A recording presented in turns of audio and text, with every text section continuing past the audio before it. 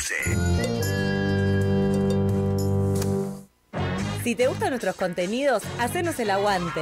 Sumate a la comunidad de Aijuna. Tu aporte es fundamental para que la radio siga sonando. Suscríbete en aijuna.fm. Preguntamos para entender por qué estamos como estamos. Y de paso, cañazo. Loco, ¿no te sobra una moneda?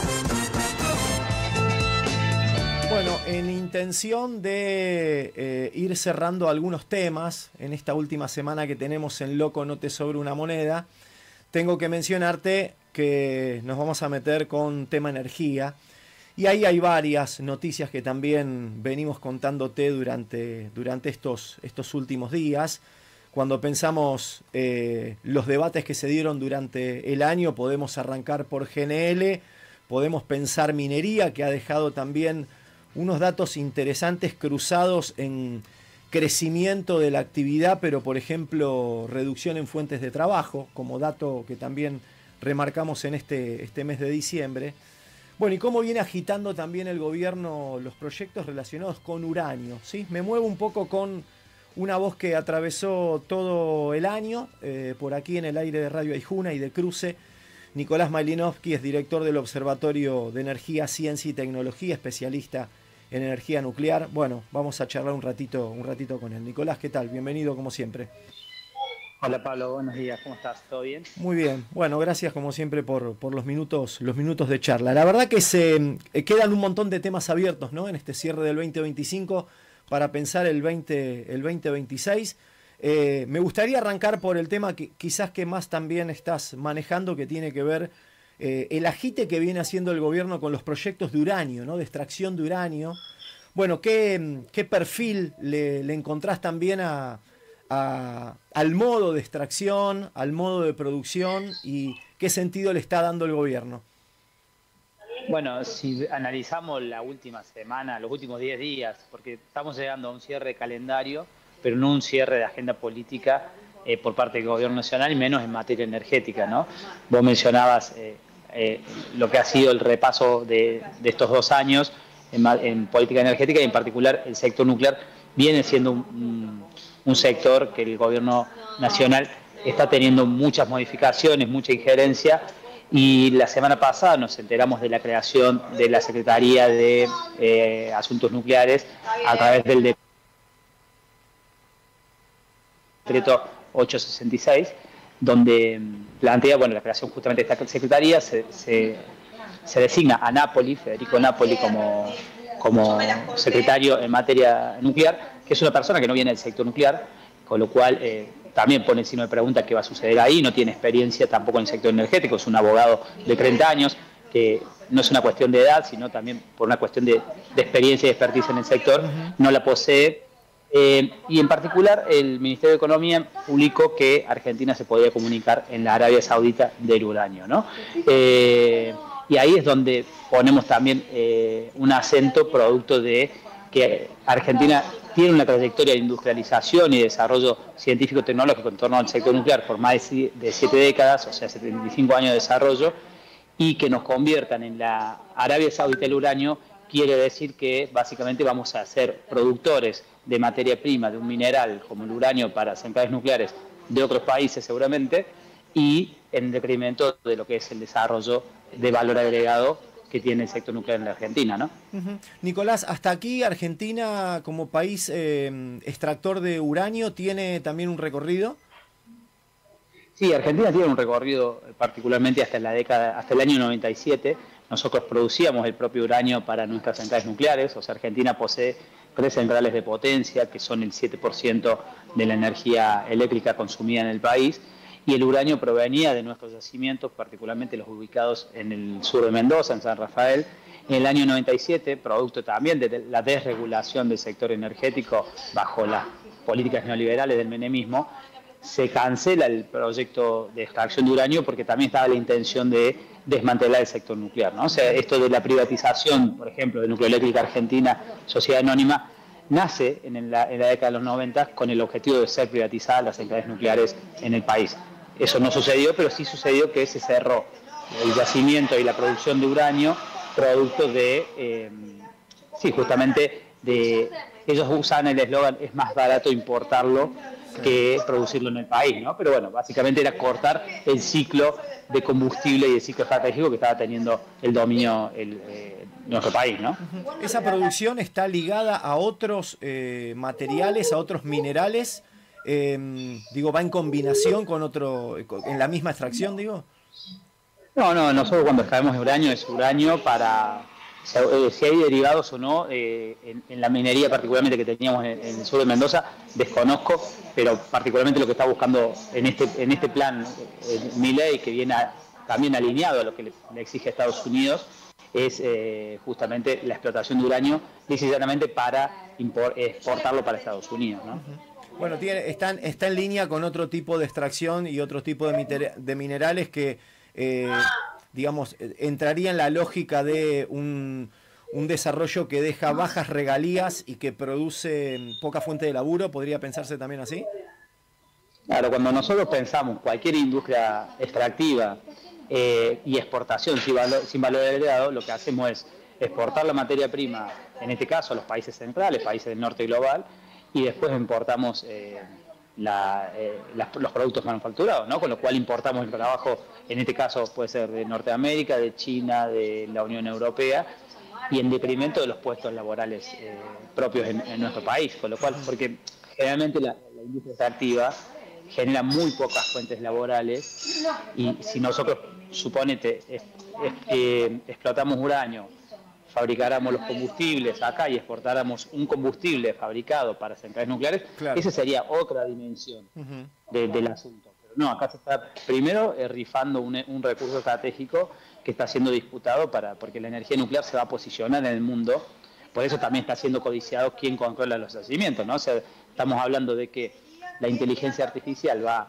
a crecer o incrementar en un 160% la demanda de energía eléctrica a nivel mundial, con lo cual se está diciendo esa nueva demanda se va a abastecer con energía nuclear. De hecho, Estados Unidos relanzó su plan nuclear en el mes de mayo, si no me equivoco, y ellos plantean, bueno, uno de sus ejes es alimentar la inteligencia artificial con el desarrollo de los SMR, que son los Small Modular Reactor, y después utilizarlo para defensa también. Bueno, alimentar esos nuevos reactores requieren el recurso principal, que es el uranio, como fuente de combustible, ¿no? Entonces, quien controle los yacimientos de uranio en el mundo va a controlar también, va a tener el acceso a esta fuente energética, ¿no? O sea, y los grandes reservorios de uranio están particularmente en el continente asiático, ¿no? O sea, tenemos Kazajistán como uno de los principales proveedores de uranio a nivel mundial, continente africano también, o sea, el caso de Níger, que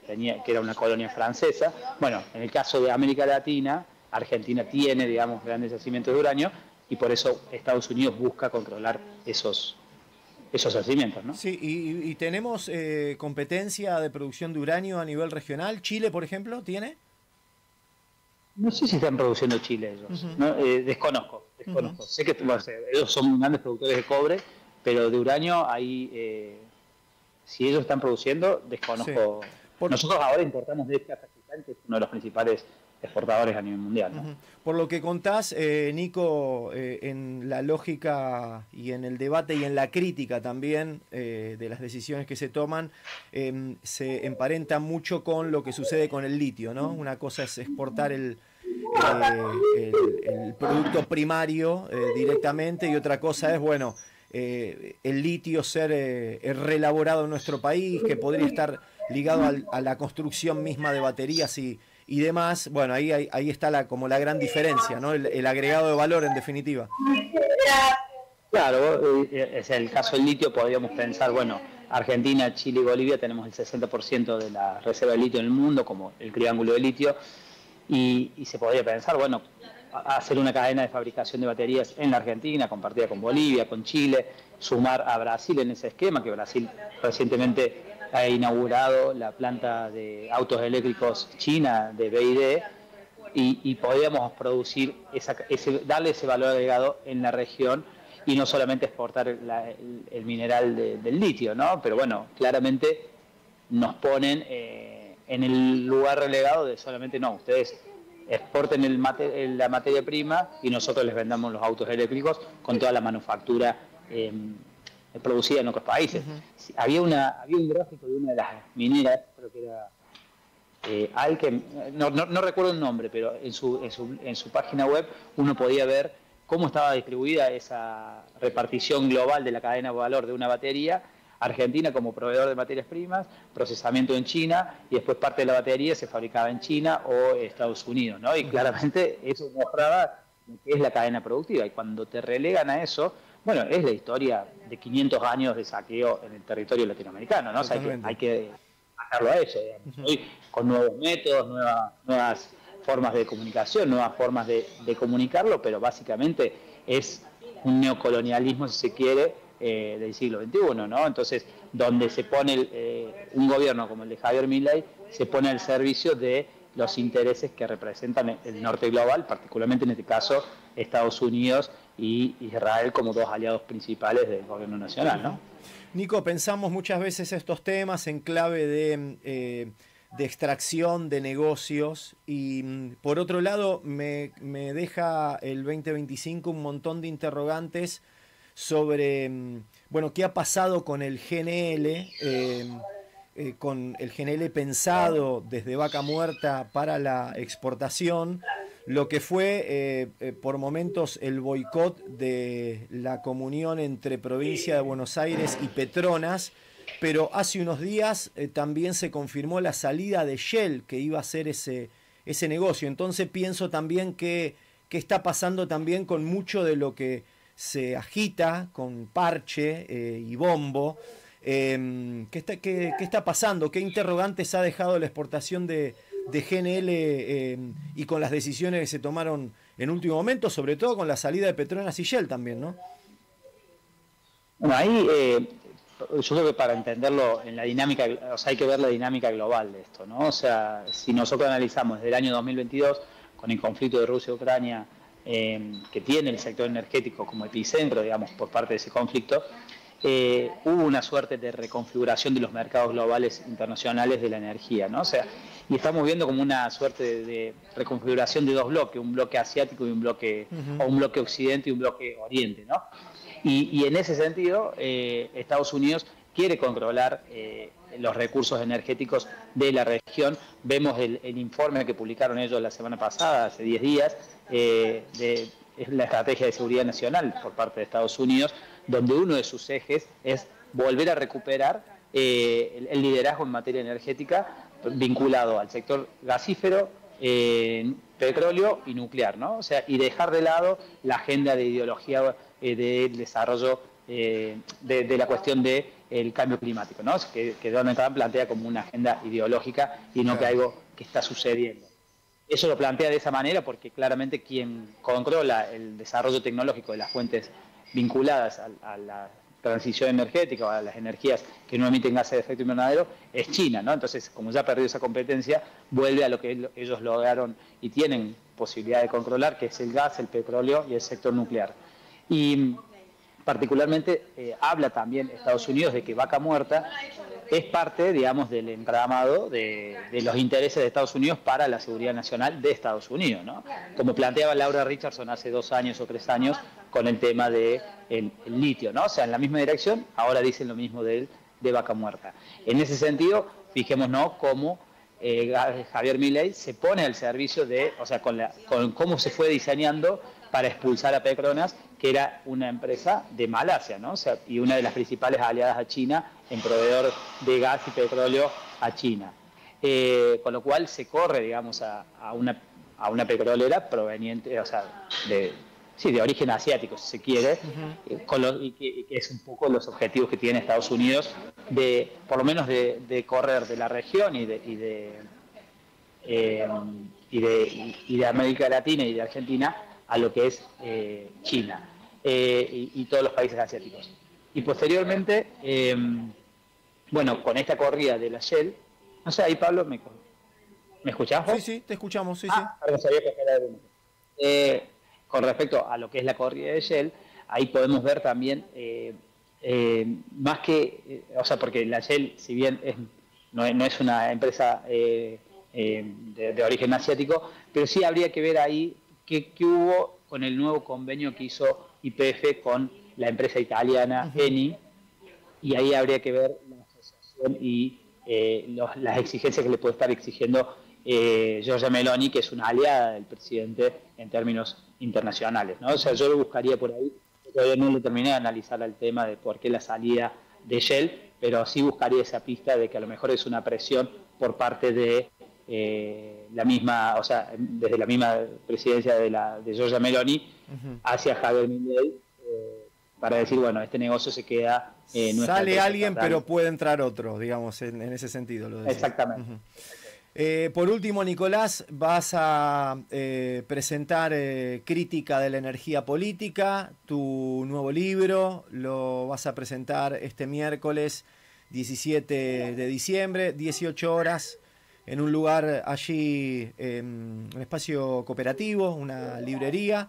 Bueno, nada, contanos, si querés, más allá de la invitación que estamos haciendo para esa presentación, contanos un poco qué búsqueda tenés con este material. Bueno, ahí sí, mañana invitar a toda la comunidad de la radio a la presentación del libro, es acá en San Telmo, Chacabuco 917, a las 18 horas, como bien decías vos. Bueno, este nuevo libro yo creo que invita un poco a... justamente el nombre, el título, Crítica de la Energía Política, intenta a hacernos reflexionar y a pensar la energía desde otro lugar, desde el lugar, digamos, de la dimensión tal vez, o sea, de los intereses que hay detrás del juego energético, ¿no? O sea, o del sector energético, de las dinámicas de poder y de las reconfiguraciones de disputas que hay detrás del petróleo, de eslóganes como la transición energética y demás.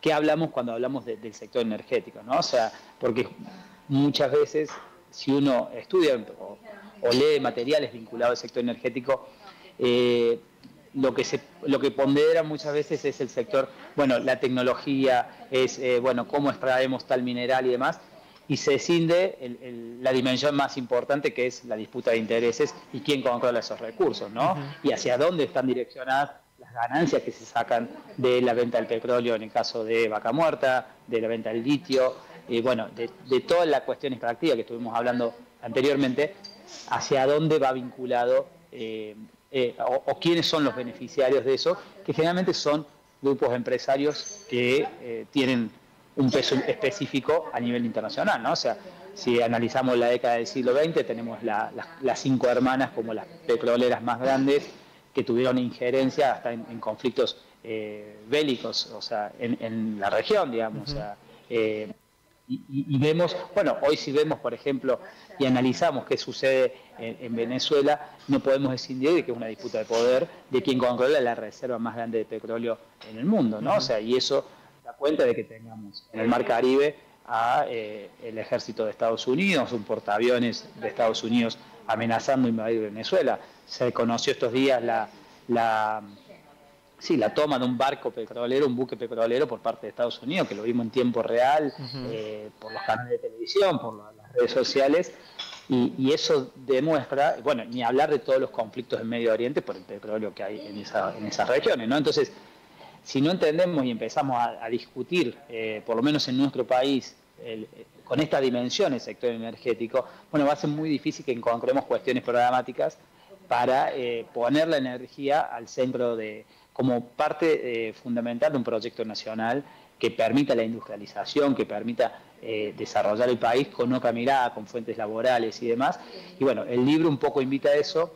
El libro en sí tiene 2 partes, o sea, un análisis de la reconfiguración de los mercados energéticos, tomando como punto de partida el conflicto de Rusia y Ucrania, y por otro lado tiene un análisis de la política energética de Milei en la Argentina, tomando como el RIGI, el régimen de incentivo de grandes inversiones, que lo hemos conversado acá en algunas entrevistas, como la base, digamos, de la industria extractiva vinculada al sector energético minero en el país, como la base de la infraestructura que sienta las bases para una nueva economía extractivista en el país por los próximos 30 años, ¿no? Porque todo proyecto que se enclave bajo el RIGI tiene un beneficio de 30 años para perdurar en la Argentina, ¿no? Entonces, para poder desarmar esa política y entender, digamos, que está en juego, bueno, es un poco lo que invita el libro a estos debates y a hacernos reflexionar y a discutir en estos temas que muchas veces también se lo pone como algo difícil de pensar, difícil de discutir, que no es para el ciudadano común, para el militante de pie, para el sujeto político de la unidad básica que conocemos naturalmente, sino que eso queda en círculos de empresas, en círculos de ciertos profesionales con cierta expertise y demás. No, eso es una cuestión de fetichización del sector energético, ¿no? O sea, tenemos que lograr traducir y bajar al lenguaje común y discutir entre todos los argentinos y todas las argentinas qué vamos a hacer con los recursos energéticos en la Argentina, porque son bienes comunes de todos los argentinos, ¿no? Y bueno, y eso es un poco lo que invita el libro a pensar, reflexionar, para pensar cuestiones programáticas para los próximos años, porque la energía va a ser la disputa, y está siendo y va a ser la disputa del próximo siglo, ¿no? Para alimentar esta infraestructura digital que se está configurando a nivel global. Nico, agradecerte como siempre, todo el recorrido que hemos hecho también durante el año. Imagino que parte de ese recorrido estará también en este material, y también, bueno, lo que ponerlo a disposición también aquí para compartirlo, para tenerlo también como fuente de información y para tenerlo presente con la audiencia de Aijuna y de Cruce. Te mandamos un abrazo, que tengas buen cierre de año. Vale, gracias. Acá tengo una muestra del libro, se los presento. Lo pueden conseguir en las redes de La Libre.